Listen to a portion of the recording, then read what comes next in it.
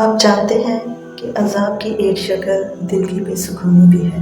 ایک بار ایک شخص تھا جو کہ حضرت موسیٰ علیہ السلام کے پاس آیا اور کہا، آپ اللہ سے بات کر سکتے ہیں تو آپ میرا ایک سوال پوچھیں اللہ سے کہ میں پہلے بڑا نیک ہوا کرتا تھا، اب میں گناہ بھی کرتا ہوں، تو اللہ سے پوچھیں وہ مجھے سزا کیوں نہیں دیتا، وہ مجھے عذاب کیوں نہیں دیتا۔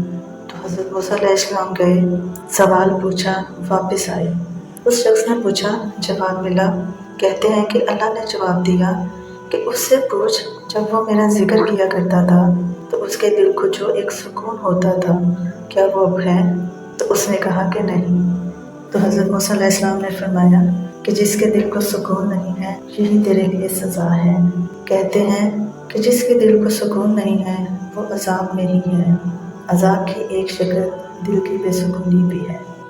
پتہ ہے آپ خاموش ہو جایا کریں، قدرت جواب دیتی ہے۔ آپ معاف کر دیا کریں، قدرت بدلہ لیتی ہے۔ آپ رک جایا کریں، قدرت آپ کو بلند کر دیتی ہے۔ آپ چھپ جائیں، اپنی تشہیر کروانے سے بچتے پھریں، قدرت پھر بھی لوگوں کے دلوں میں آپ کی اتنی ہی عزت ڈال دیتی ہے۔ یہی ہوتا ہے ہمیشہ۔ آپ جس چیز سے جتنا بے نیاز ہو جائیں گے نا، اتنا ہی وہ چیز آپ کے قدموں میں گرتی ہے۔ بس جلدی نہ مچایا کریں، اللہ سے ضد نہ لگایا کریں، صبر کرنا سیکھ جائیں۔ آپ نے بس صبر کرنا ہے، اجر دینا تو اللہ کا کام ہے نا۔ اللہ کے کاموں کو اپنے ہاتھوں میں نہ لیا کریں، اس پہ بھروسہ رکھیں، اللہ دیکھ رہے ہیں، وہ آپ کو آپ کا حصہ لازمی دیں گے۔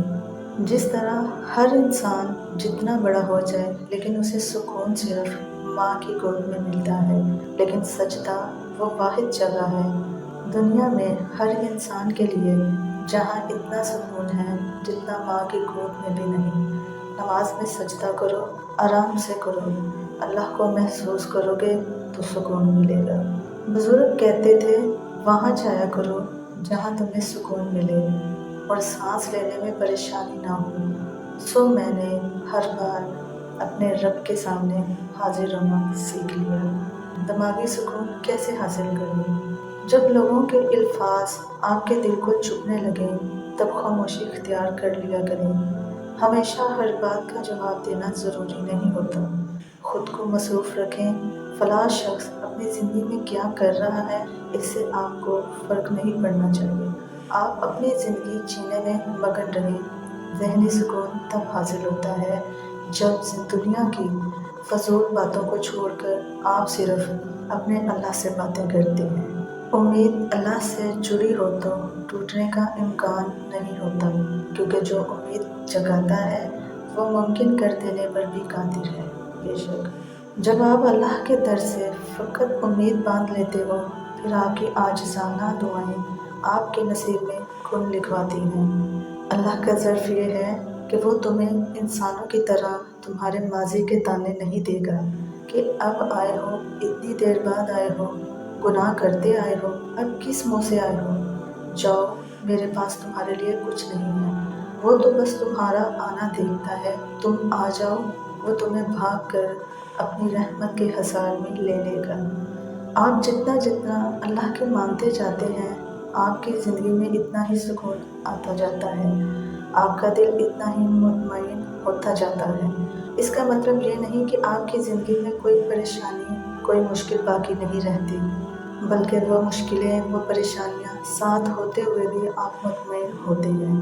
وہ اللہ کی نظر میں ہونے کا احساس وہ آپ کے دل کو پرسکون رکھتا ہے۔ باہر کے ماحول، مشکلیں اور آزمائشیں بھی اس دل کے سکون کو نہیں چھین سکتی۔ جب اللہ کی رضا کے بغیر اس کائنات کا ایک پتا بھی نہیں ہل سکتا تو پھر تمہارے دل کا بار بار اللہ سے رجوع کرنا، اس سے مانگنا بے وجہ نہیں ہے۔ جو ہاتھوں میں اتنی جان ڈال دیتا ہے کہ وہ دعا کے لیے اٹھ سکیں، تو پھر وہ ان اٹھنے والے ہاتھوں کی لاج بھی رکھتا ہے۔ بے شک اللہ کارسازی کے لیے کافی ہے۔ جانتے ہیں ہماری زندگیوں میں سکون کیوں نہیں ہے؟ ہماری زندگی میں بے سکونی کی ایک خاص وجہ یہ ہے کہ ہم زیادہ تر لوگوں سے امیدیں کرتے ہیں، جس سے ہم مایوس ہو کر بے سکون ہو جاتے ہیں۔ ہماری زندگیوں میں اس لیے سکون نہیں ہے کیونکہ ہم غریب ہیں۔ اور غریب کی کسی کی زندگی میں کوئی اہمیت نہیں۔ جہاں پیسہ ہو وہاں عزت ہی عزت ہوتی ہے، سکون نہیں۔ ہم میں کئی لوگ بے سکون ہیں کیونکہ ہم نماز نہیں پڑھتے، اور اگر پڑھتے ہیں تو پابندی سے نہیں، اور اگر پابندی سے پڑھتے ہیں تو دل لگا کر نہیں پڑھتے۔ اور کئی لوگوں کی بے سکونی کی وجہ یہ ہے کہ لوگ کسی جگہ سے انسلٹ کروا کر بھی بار بار اسی جگہ پر بے عزت ہونے کے لیے جاتے ہیں۔ اس سے انسان ڈپریشن کا شکار ہو کر بے سکون اور بے چین رہتا ہے۔ ہم اس لیے بھی بے سکون رہتے ہیں کیونکہ ہم اپنے دل کی باتیں اللہ سے نہیں لوگوں سے شیئر کرتے ہیں۔ ہم اللہ سے نہیں لوگوں سے مدد مانگتے ہیں جہاں کوئی مدد نہیں کرتا، کیونکہ مدد کرنے والی ذات صرف اللہ پاک کی ہے۔ ہماری سب سے بڑی غلطی بے سکونی کی یہ ہے کہ ہم کسی کی باتوں کو دل و دماغ پر لیتے ہیں، دن رات سوچتے رہتے ہیں، جس سے ہم بے سکون اور بے چین ہو جاتے ہیں۔ ہماری بے سکونی کی آج کل کی زیادہ تر وجوہات محبت، پیار، عشق و عاشقی ہے، جس نے نیو جنریشن کے سکون کو تباہ و برباد کر دیا ہے۔ کسی کو سکون نہیں، سب بے چین ہیں۔ ایک اور اہم وجہ یہ ہے کہ ہم ہمیشہ خود کو دوسرے لوگوں سے کمپیئر کرتے ہیں۔ اگر یہ کام چھوڑ دیا جائے پھر کوئی بے سکون نہیں رہتا، کیونکہ ہم جو بھی ہیں جیسے بھی ہیں اسی میں بیسٹ ہے۔ ہماری بے سکونی کی ایک وجہ یہ ہے کہ کسی کا زبان پر کنٹرول نہیں۔ اس زبان کی وجہ سے کئی لوگوں کی زندگیوں میں سکون نہیں۔ سکون صرف اللہ پاک کی عبادت میں ہے۔ اپنے آپ کو گناہوں سے بچائیں، اللہ پاک کی عبادت کریں، 5 وقت کی نمازیں ادا کریں، دوسروں کی زندگیوں میں آسانیاں پیدا کرنے والے بنیں، کیونکہ جو دوسروں کی زندگیوں کو آسان اور پرسکون بناتا ہے اس کی اپنی زندگی میں بھی سکون بھر دیا جاتا ہے۔ بے شک۔ سو ویورز، میری آج کی ویڈیو آپ کو کیسی لگی ہے کمنٹ سیکشن میں اپنی رائے کا اظہار ضرور دیجیے گا۔ دعا ہے کہ اللہ پاک آپ سب کو اپنے حفظ و امان میں رکھے، خیر و عافیت سے رکھے۔ دعاؤں میں یاد رکھیے گا۔ اللہ نے کے بعد